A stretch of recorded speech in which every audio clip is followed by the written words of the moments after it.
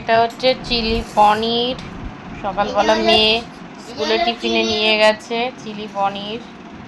এটাও চিলি পনির। আজকে ক্যাপসিকাম ছিল না, তাই জন্য শুধু পেঁয়াজ দিয়ে করেছি। আর করেছি রুটি, আর রয়েছে সাথে আম। মেয়ে আজকে টিফিনে নিয়েছে রুটি, চিলি পনির আর ভাত খেয়ে গেছে। ঠিক আছে, আর ওই যে একজন খাচ্ছে। হ্যালো এভরিওয়ান, কেমন আছো তোমরা সবাই? আশা করছি সবাই ভালো আছো, আমরাও ভালো আছি। হ্যাঁ, আম খাবি না? তাহলে যা। সকালবেলা ফোনটাকে ফেলেছে আমার মিষ্টি। তোমার সকালবেলা ওখানে ফোনটা রেখেছি, ফোনটা ফেলে দিল। আমার এত মাথাটা গরম হয়ে গেছে, ফোনটা ফেলে দিয়েছে। যা, হাতটা ধুয়ে নে, আন্টি আসবে।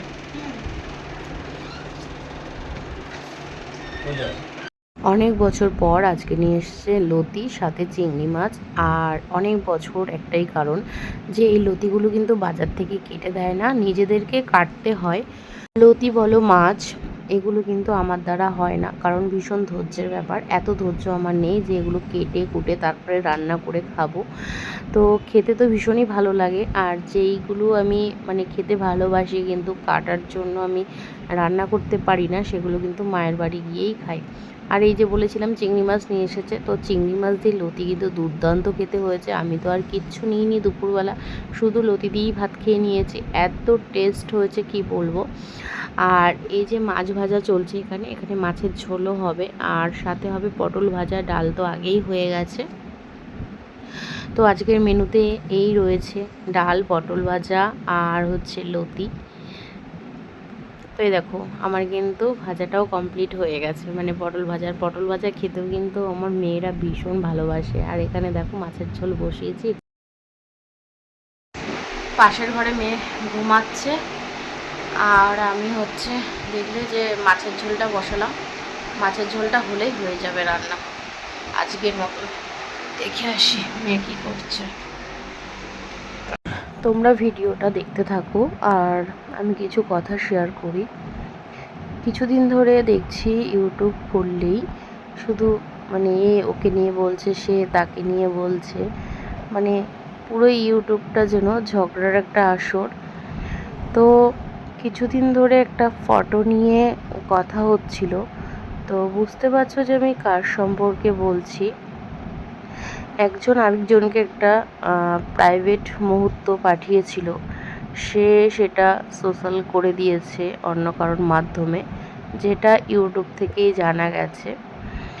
তো আমি একটা কথাই তাকে বলতে চাই যে কখনো কাউকে কোনো কিছু কি শেয়ার করা যায়, কোনো প্রাইভেট মুহূর্ত? আমার সেটা জানা নেই। সে যত ক্লোজই হোক না কেন, সেটা কিন্তু কখনোই কাউকে পাঠানোই উচিত না। সে নিজেকে বুদ্ধিমতী বলে দাবি করে, তাহলে কোনো বুদ্ধিমতী বা কোনো বুদ্ধিমান কি এই কাজটা করতে পারে? তো আমি শুধু ভিউয়ার্স হিসেবেই বললাম কথাটা।